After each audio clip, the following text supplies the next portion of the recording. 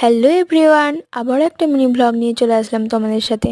তো এখন যাচ্ছিলাম একটা পাশের বাড়ির জেঠিমাদের বাড়িতে, কারণ ওদের বাড়িতে নবান্নের নেমন্তন্ন ছিল। তো আমি আর বোন বেরিয়ে পড়েছিলাম খেতে। তো তখন দেখো খেয়ে দিয়ে চলে এসেছিলাম, বাড়ি এসেছিলাম, আবার দুপুর টাইমে গেছিলাম খেতে। তো গিয়ে দেখি এখানে রান্না তখনও কমপ্লিট হয়নি, রান্নার কাজ চলছে।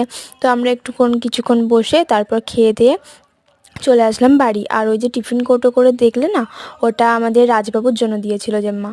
তারপর দেখো এখানে আমি বারান্দায় দাঁড়িয়েছিলাম, আর ব্যাপারটা কি হয়েছে জানো তো, আমাদের বাড়িতে না কয়েকজন পড়তে আসে। তো তাদের সে একটা বাইক নিয়ে এসেছিলো একটা ছেলে পড়তে। তো বাইকটা বাইরে রাখা ছিল। তো বাইকের ওই সাইলেন্সারের মধ্যে দিয়ে না, সাইলেন্সারের যে পাইপটা থাকে ওই পাইপটা দিয়ে না একটা সাপ ঢুকেছিল।